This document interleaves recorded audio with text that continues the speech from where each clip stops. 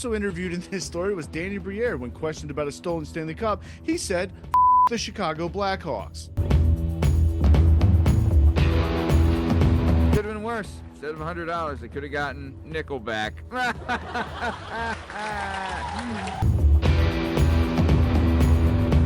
You know my stance. If I can't defecate while running, I don't race. Boy. All right. Man, that's one girl with too many cups, if you know what I mean. Excellent.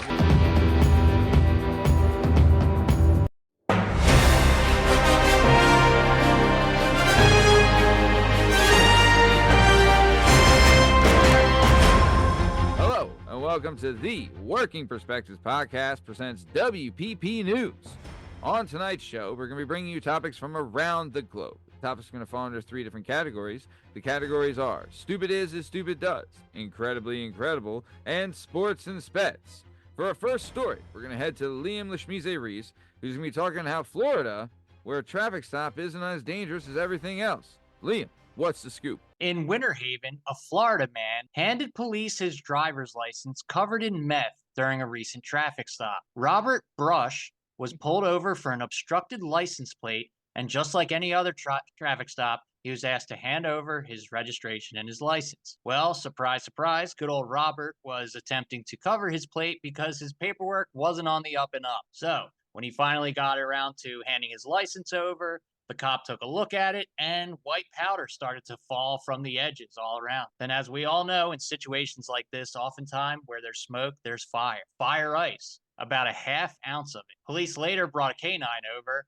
and found 14 plus grams of methamphetamines under the seat, and Roberto ended up taking the ride. He's booked in Polk County Jail now and awaiting sentencing. So remember, folks, when you're doing your drugs and you're driving around town, remember, if you're going to use your license, to lick the edges of the license before you hand it to the sheriffs. I'm Liam Reese, and I'm going to kick it back to you, Matt, for more Stupid Is, Stupid Does. Great stuff, Liam. Thank you for that. Man, his license went from expired to imprisoned real quick. Excellent. All right, well, very good. Thank you for that, Liam. We're going to keep it moving with Stupid Is as Stupid Does. And we're going to head to JDub Justin Richardson, who's going to give us a story about a priest who got a message from God and his credit card company. JDub, what's the story? Normally I report for TCM, but tonight I'm live here with WPP News. Eli Regato and his wife had currently started a cryptocurrency, started through their church, INDX. Now, quoted by the state's company compliant legal field, they stated that this is practically useless. Now, Eli and his charitable Christian community, over 300 people invested in this cryptocurrency, and he collected over $2.6 million. Despite no experience, he said, God told me to do this.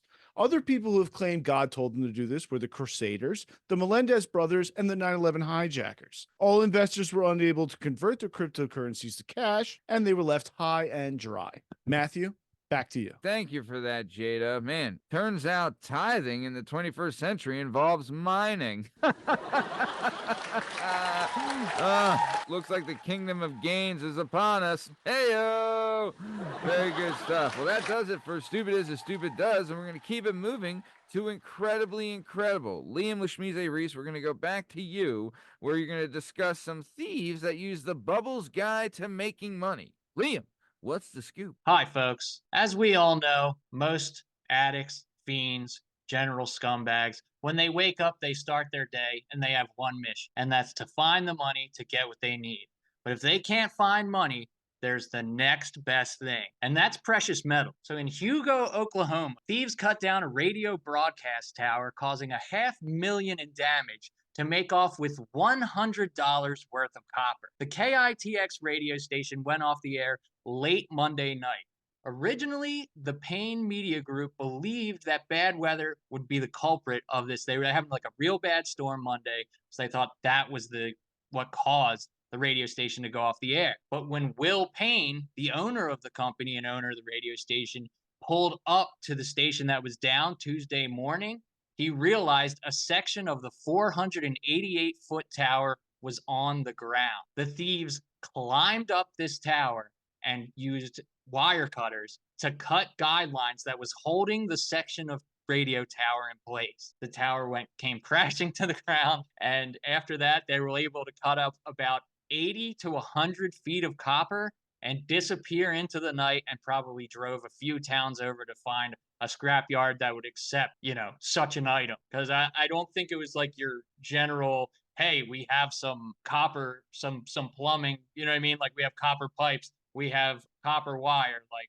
I'm assuming that I don't work on radio towers, but I'm assuming it's not quite the same thing, So Payne Media Group is now working with the Choctaw County sheriffs and the local scrapyards to see if they can find who knocked their tower down in the middle of the night.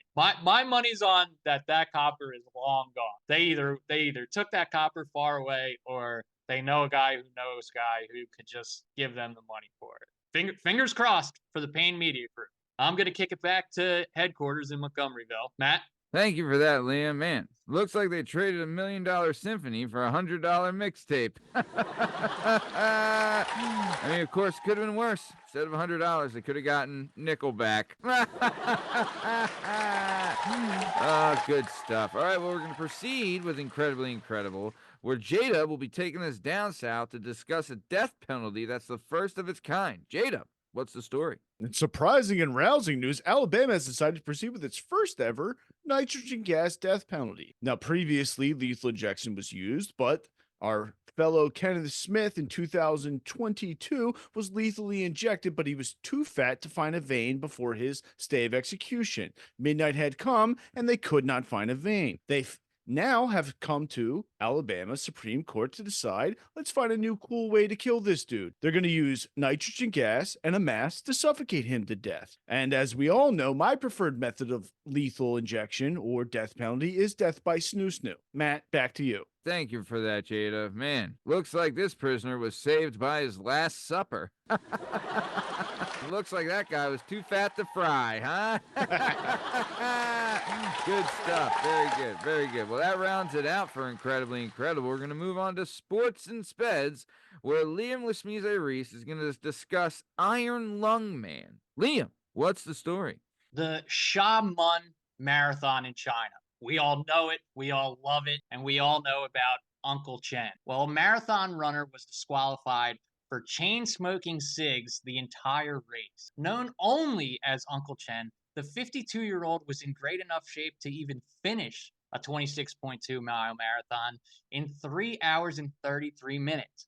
For reference, the average time runners were completing this marathon was about an hour longer, about 4.5 hours. And Uncle Chen did it ripping heaters the whole time. Like he would run, he would truck, and then he'd stop, pull one out. There's pictures of him doing it, dude. It's absolutely great.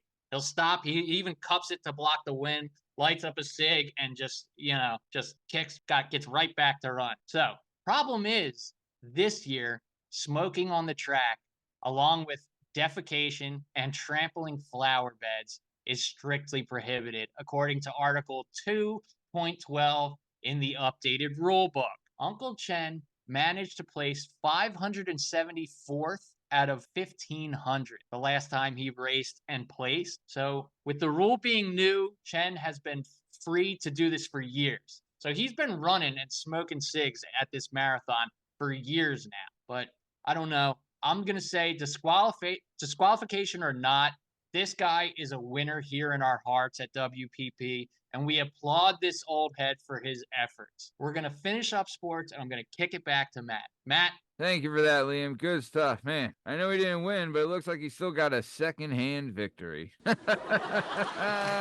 You know my stance. If I can't defecate while running, I don't race. Boy. All right. Well, another breaking news. That gentleman, Uncle Chen, just was nominated for Hunter Biden Man of the Year. But let's keep it moving and finish up Sports and Speds. We're going to go to Sacramento, where JDub's going to discuss a thief that was on target. JDub, what's the scoop? Woman arrested allegedly for stealing 65 Stanley Cups from a Target, totaling in value of $2,500. She was pulled over after the theft, and they found a few in the back seat and a bunch more in the trunk. She was pulled over. She said that she acquired them legally, but we think she's lying. Also interviewed in this story was Danny Briere. When questioned about a stolen Stanley Cup, he said, the Chicago Blackhawks. Back to you, Matt. Thank you for that, JDub. Oh, man. Turns out this lady's thirst for hydration landed her in a hot mug of trouble. Man, that's one girl with too many cups, if you know what I mean. Excellent. Well, speaking of having too many cups, this has been another episode of the Working Perspectives Podcast presents WPP News. I'm Matt Lavelle, accompanied by the one and only JDub Justin Richardson and the amazing Lashmize Liam Reese. In case you're wondering, you can find all our stuff and all our content on all podcast platforms and YouTube at Working Perspectives Podcast. You can follow us on Instagram at Working Perspectives Podcast, and you can join us on Twitter and TikTok at Working P Pod. If you would like to be a guest on the show, please email us at workingperspectives@gmail.com, and please like and subscribe so we keep bringing you more of the internet's most trusted news source. Thanks for listening, and have a great weekend. Thanks. See ya.